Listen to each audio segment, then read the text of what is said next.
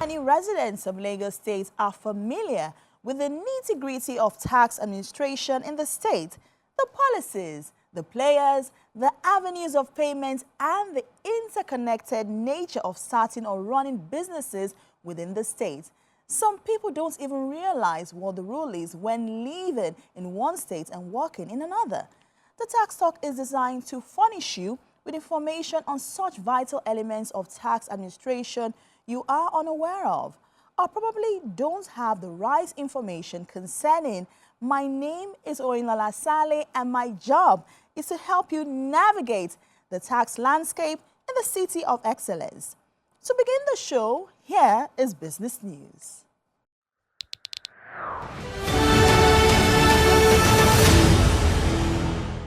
This is business news. Lagos State Governor Mr. Babajide Olusola Sanwo-Olu has reaffirmed his administration's dedication to the advancement of education as a crucial pillar for the state's development. He emphasized a strategic focus on both enhancing teachers' skills and creating conducive learning environments that empower students to thrive. The governor made this remark at the 27th quarterly meeting of the Universal Basic Education Commission Management with the executive chairman of the state's Universal Basic Education Board, themed Bridging the Gap Between Planning and Performance Towards Achieving Quality Basic Education, held at the Watercress Hotel, Ikeja, Lagos. Sanwo-Olu, who spoke through the deputy governor, Dr. Kadri Obafemi Hamzat, stated that the state has prioritized building world-class educational infrastructure as evidenced by the recent commissioning of the ultra-modern classroom blocks, integrated vocational training, and digital literacy initiatives under the themes Plus Agenda. The governor added that education is the cornerstone of socio-economic development, and when the state invests in the children's education, it invests in Nigeria's future prosperity, noting that he is certain that the gathering will be a reaffirmation of the responsibility to bridge the gap between planning and performance and to leave no child behind. And that's it on Business News. We are keeping the train moving on the Tax Talk. Corporate Talk is the next thing on our lineup. On Corporate Talk, we take the time to dissect the intricacies on a specific aspect of tax administration. Dr. Folasade Coker, Director, Informal Sector and Special Duties, is here to help us better understand this particular issue. Dr. Coker, it's always a pleasure having you on Corporate Talk. It's a pleasure to be here. Thanks for having me. Oh, awesome. How does LRS define the informal sector, and what percentage of Lagos economy does it represent? Well, according to the dictionary definition, it's basically people that are unlearned and unbanked, people that are not IT savvy or do not keep income and expenditure profiles. But according to the definition of the African informal sector, it's basically a definition of people that are mixed multitudes. You have the unlearned, you have the unbanked, and then you have the outliers who are knowledgeable, they're educated, but they find comfort hiding within that informal sector space to thrive and do their business. And IMF and the National Bureau of Statistics says that for Lagos State, 65% of the working adults make up that sector currently. Interesting. Thanks for breaking it down and also for that insight as well. Given the size and significance of the informal sector, what challenges does LRS face in integrating these businesses into the tax system? The critical challenge that we face is that these people are highly mobile. They move from one place to the other, and they are not IT savvy, as I said earlier. So they cannot actually file their returns or keep proper books of records, because then they have to engage accountants, they have to engage auditors. So we've taken time to study and to look at how to bring ease into that space. So the agency created what is called the Ibile Hub, dividing Lagos into the 5 divisions and creating hubs, regionals, where we can go into the market space, integrate with them, get their information, assess them, and ensure that they pay their taxes with ease. So that's what we've been able to do to kind of ameliorate those challenges. Thank you. Oh, that's really cool. And how has it been so far since the implementation of the Bile Hub? It's been very, very interesting. It's a learning curve for us, but we've been able to get a lot of value and traction. Engagements are ongoing, and these people have come to realize that they are stakeholders in this conversation, and we value what they have to say. So with the engagements and enlightenments that we've been having with them, a lot of voluntary compliance has begun, and it's work in progress, but we are excited about what we are being able to achieve in the Informal Sector Directorate of the LRS. How does LRS distinguish between different income levels within the informal sector to ensure fair taxation? Thank you. That's a very critical and fundamental question. And I would want to liken again the informal sector to a fruit basket. So you have the people that we place on presumptive tax because they have no knowledge of taxation. They do not keep any books of record. So we place them on the presumptive tax, and the presumptive tax is basically for the base of the pyramid, people that are actually unlearned, people that are just trying to earn a living or just do a level of business to keep body and soul together. Then you have the people that are on direct assessment. Those are people that have brick and mortar shops, people that actually trade in businesses as distributors, or they are middle people that small-scale, medium enterprises. Then we have the outliers there, the high net worth individuals and the high-level direct assessments. So for those people, we do direct assessments. We look at, even if they don't keep books of record, we try to look at their types of business, and we place them on a presumptive level of direct assessment that is higher than the baseline presumptive tax as you have it. The baseline presumptive tax is 10.1, and all those other categories are on a higher scale. So we graduate that, so it's a graduated presumptive tax. And then we have those that actually keep books of record within that space, and those ones file their returns properly, and they are assessed to tax where we find out that they do not file those returns properly.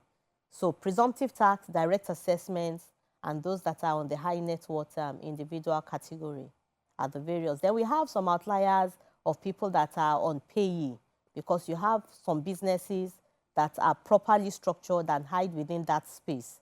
And those ones are captured by the Personal Income Tax Directorate for the payee of the staff. Thanks for that insight, Dr. Coker. Beyond just the collection of tax, there are other important areas like data collection from the informal sector.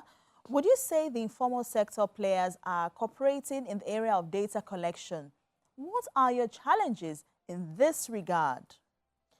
So the challenge even goes beyond the informal sector in the sense that you might have like 10 people bearing the same name. The same first name, the same middle name, the same last name. But with the introduction of the enterprise tax, that's the e-tax, and the introduction of the Bile application, we go a step further. They are getting their addresses, getting their phone numbers, getting their biometrics, and getting their fingerprints. So these are to help us further drill down to identifying that person through a unique ID.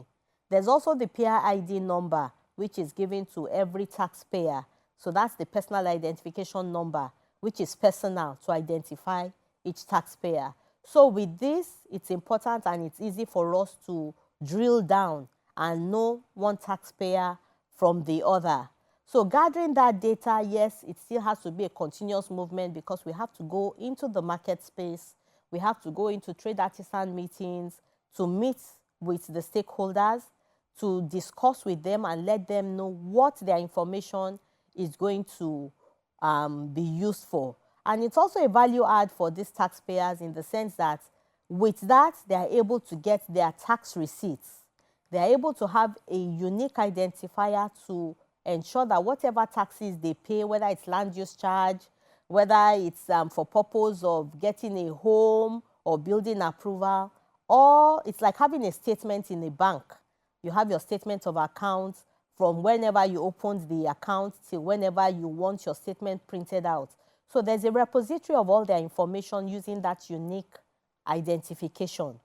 And whatever they need, whether they want to go for visa applications, it's easy to print out information on their tax statements.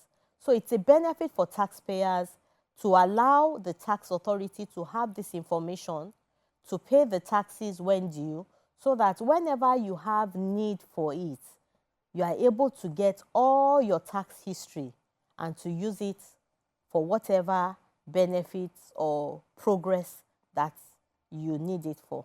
Thank you. In your opinion, how does the reform impact the informal sector?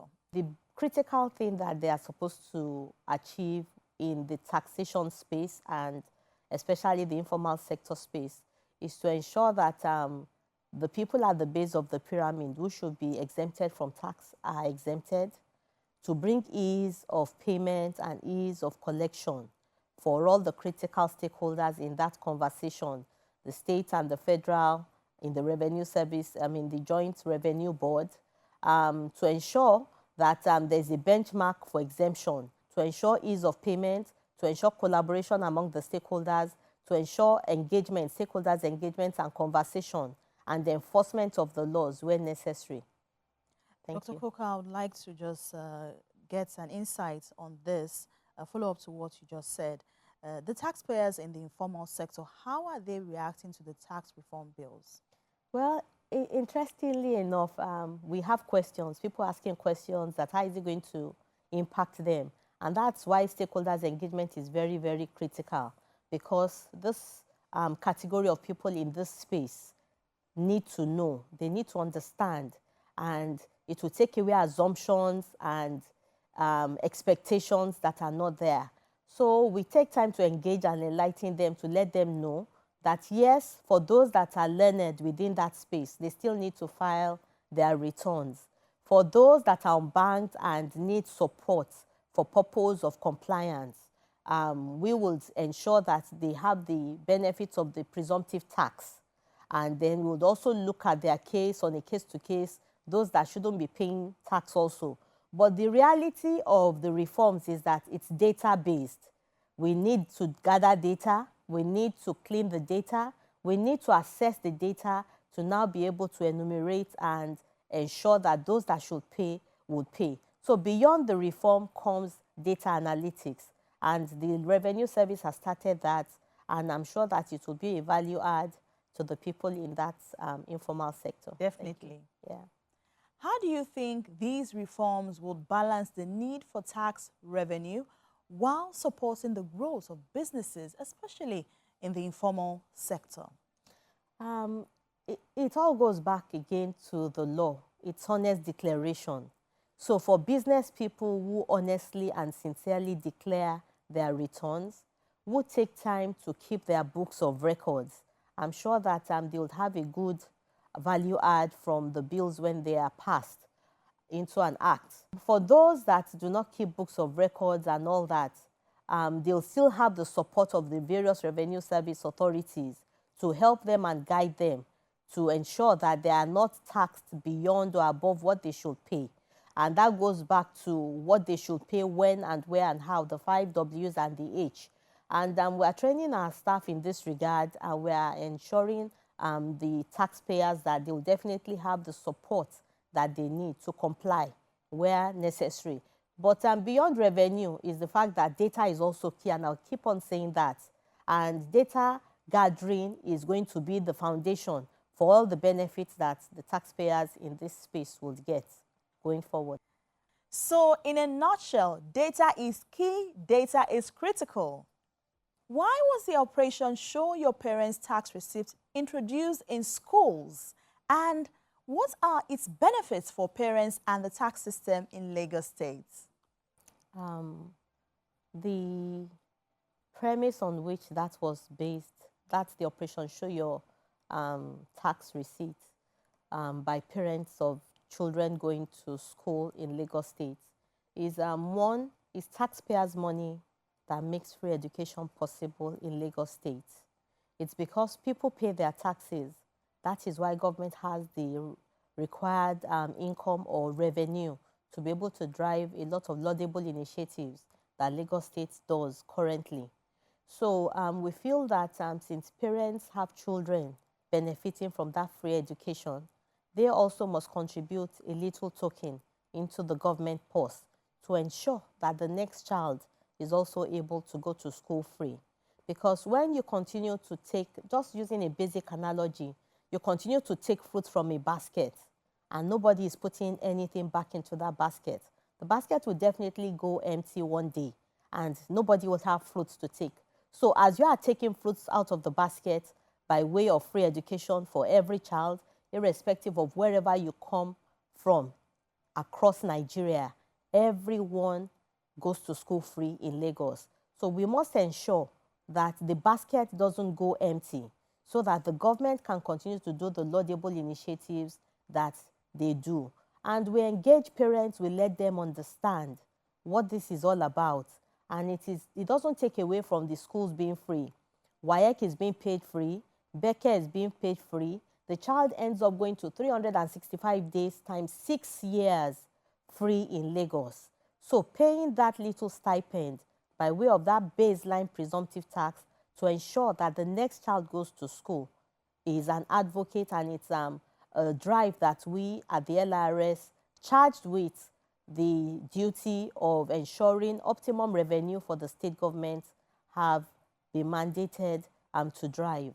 And we have a lot of parents who are buying into it, who understand the justification behind it, and who feel that it's a laudable thing for them to do. So a lot of compliance is being seen now, and it's collaboration between ourselves at the LRS with the Ministry of Education. So it goes back to collaboration, stakeholders' engagement, and enlightenment of the critical stakeholders. Thank you. I would just like to chip this in. How many schools have you engaged on this operation? It's a daily for us. Okay. So engagements and enlightenments are a daily. And currently, we do not do this project in the primary schools because the primary schools are the base of education. So we feel that their free education in all its ramifications must be encouraged. So we only do this in the secondary schools. Okay. And currently we have over 675 secondary schools in Lagos, outside the vocational and the model schools. So we go through those divisions, the billet divisions, as I've said, because even the Ministry of Education has it divided into 6 districts. So we work with the districts, permanent secretaries and tutor generals, and we have their support. And so we go into the schools in their districts, engage the parents, enlighten the students, answer their questions, alleviate their fears, and let them understand that their taxes make this possible for their children and others. That's impressive. This conversation so far has been wonderful. It's an eye-opener, I must say, in the informal sector. And I would have actually loved to ask more questions, but right now, we need to go on a quick break. We'll be right back. The Tax Talk returns after this break, and sure to go nowhere. Have you had a hard time with taxes and understanding tax administration in Lagos State and the complex nature of Nigerian tax law? Do you know what agency or tier of government collects the various types of taxes? Have you ever found yourself asking any of these questions? Join us for your favorite program,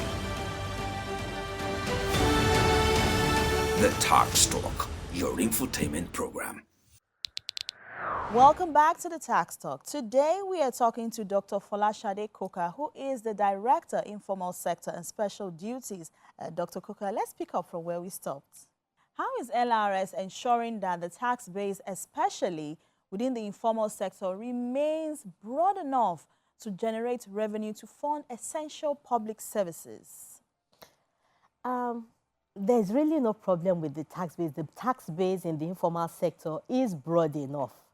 And there's a lot of resource there and a lot of revenue to be generated. And even with the exemptions that the reform would bring, we still have a whole lot of taxpayers that should be brought into the tax net in the informal sector. And we will continue to do that on a daily. So it's broad enough to support the initiatives of the Teams Plus agenda of Mr. Governor. It's broad enough to continue to ensure that every child in Lagos State goes to school free. It's broad enough to support the LSCTF initiatives, the Ilera Eco, and a whole lot of initiatives.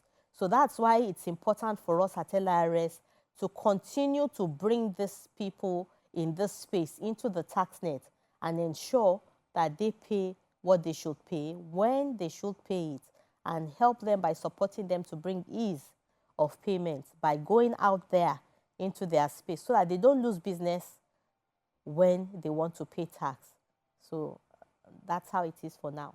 Well said. How does LRS envision the future of its relationship with the informal sector, and what strategies are being considered to foster greater cooperation, trust, and long-term engagement? It's going to be, or it is already, a mutually beneficial relationship, in the sense that governance is basically a give and take kind of conversation and relationship, where the taxpayer does the needful, fulfills their civic obligations, pays their tax, and the handshake from government is provision of the basic amenities, road infrastructure, security, safety. And I am quick to tell people that a lot of people might not have thought of it, but when you look at it, you realize that over several years, going a decade now, we've basically not had any issue of bank robbery in Lagos State. That comes at a high cost, and that is how high government takes security. And revenue makes the security possible. Benefits for people that the small, medium enterprises, having advantage of loans through LSCTF, the Ilera Eco, where people in the informal sector can just take advantage of the health facilities of the public hospitals. So it's a mutually beneficial relationship. And I believe that that would continue, where a child can go to school and aspire to be great, aspire to fulfill their profession, whatever profession they choose. They have career development week. They're able to stand at par with children in the private schools. They're able to go for competitions, international and local competitions, and fulfill their aspirations. All that is made possible because revenue is available for government to keep that going and to continue to make Lagos State a living and working place where everybody fits in and everybody's dreams can be fulfilled. Dr. Coker, here at the Tax Talk, we are appreciative of the time you spent with us today.